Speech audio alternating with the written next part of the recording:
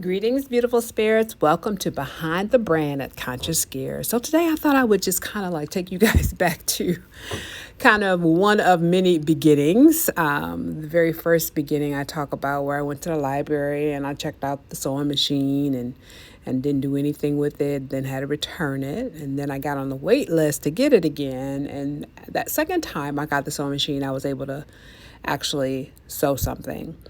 It wasn't very well done, but it taught me a lot, and it taught me that this was something probably I was not going to be able to do myself. And I was definitely going to have to either partner with somebody or hire somebody to get it done.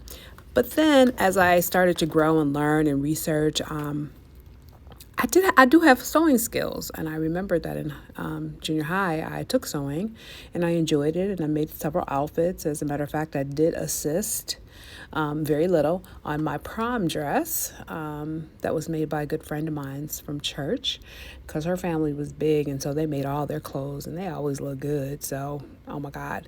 Anyway, so we made the prom dress, but about last year I ended up really getting serious, as serious as I can get about sewing.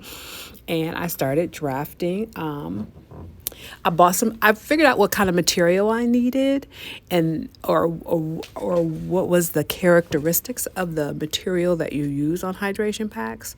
And so I ended up going to Joann Fabrics, which is not the way to do this. You should always go to a manufacturer that produces textile or that wholesales textiles, because it would have been far more cheaper. But I went to Joann's and I bought some materials. I knew I wanted some ripstop, and I knew I wanted some kind of fabric that was waterproof, durable, maybe a little stretch, but that would go on top of the hydration pack, and I wanted to have a good look. And then I also kept really honing back in on my suspension style, my what do you call it? Suspension style. And so what I'm going to do now is going to share with you guys some footage from the old pack. It has since been disassembled because I've used some of the fabric on other things. And again, I hired industrial apparel designer to actually make me something real, which is currently the samples getting ready to be made. So, all right. So here is the original backpack that I made. It's got this camo canvas-like material. And then I found this kind of performance material, this black, which is kind of cool. It's got this little diamond-shaped things on there, and it was stretchy and it looked good, and it was called performance. So I grabbed it, and I grabbed a couple yards because I said, I'll make it out of there. So what I did is I just pulled something together. Let me tell the truth and shame the devil. I was too lazy to sew. So this thing is made out of staples, fabric glue, and you'll see right here a bobby pin and pins. And yeah, I refused to go buy a sewing machine at that point in time. And so I cut out the fabric and and I made it out of duct tape. I'll show you that in just a second. And I just used whatever I had around the house with the fabric to try to figure out how to make this thing work. And so the back here is this what they call ripstop material. So it's waterproof, it's sturdy. It's what you're going to put the water bladder in so it can be strong. And if you notice on the side here, you see this white line going down the side. That is because in order to put that together, I used duct tape. See, there it is. Duct tape. Yes, I did. I was so ghettofied at that moment because I just wanted to put it together. I wanted to get a sense and feel of what the hydration pack would be like. I knew that this was probably not going to be anywhere near what it would look like or the fabrics that I would necessarily use, but I just needed a feel for myself. So I put something together. All right, here is some footage from that time period. Hey fam, I know I look raggedy, but anyways, I just want to continue to show you guys what's going on with the original backpack that I made. And so you see where I put those bobby pins I talked about earlier. because I wanted to get a sense like where is it going to lay at when I put it down.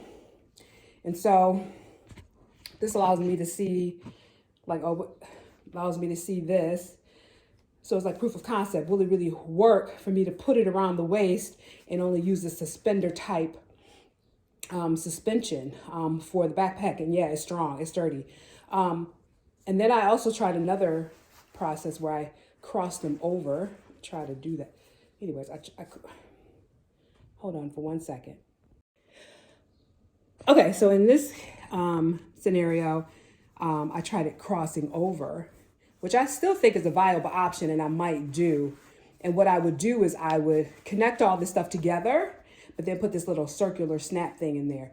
I'm still thinking about that. I think that works and I like it. So I might do one that has that kind of style. So you can see where I was trying to prove like if it goes round, is it comfortable?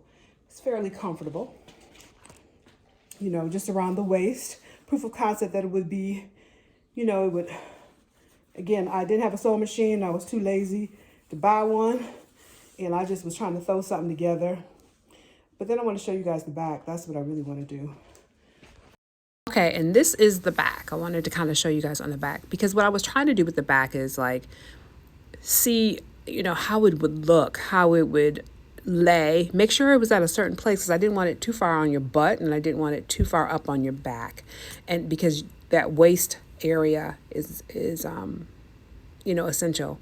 And so therefore I had to figure that piece out. Now what else do I want to say?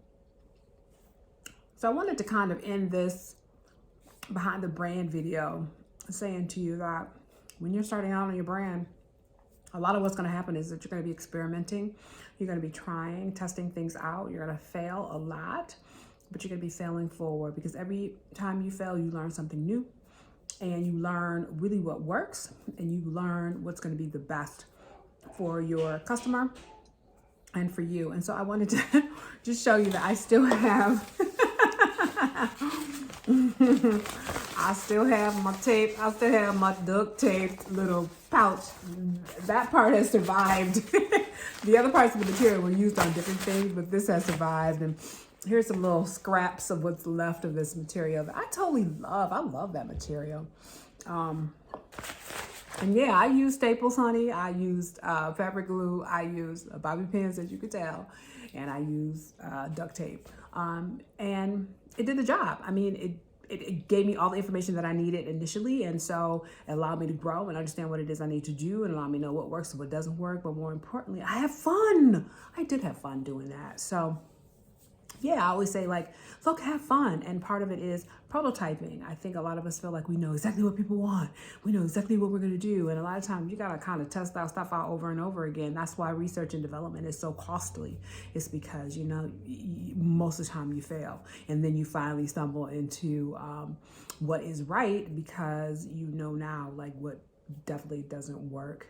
I'm excited about the fact that not only have that particular prototype moved into, I got design drawings, a tech pack, and a pattern, and so samples are being made. But more importantly, because of all of that I've learned, I've now kind of started on my second hydration pack, which is a more loose-fitting hydration pack, more like the Solomon Skin. Yeah. So you won't put a hydration water bladder in it, but what you can do is carry a lot of stuff and it'll carry what I call those soft water flask. And so I'm really excited about that as well. And then, like I said, I'm still working on that cross section, little snap in the center because it keeps visiting me. It keeps telling me that might actually work. So there you have it. Some behind the scenes on the development, but what I really consider my probably second prototype. And then now my official prototype that's now is going to be turned into my MVP. More importantly, samples are being made and then it'll be manufactured. So thank you for joining me. I appreciate you sharing your energy with me. And I hope you got a little something out of this because I think it's important to kind of share what the journey is. These journeys are no joke. So, all right. Again, thank you. And wishing you nothing but peace and love. And I'll see you next time. And as always, I'll see you outdoors for sure. Hey.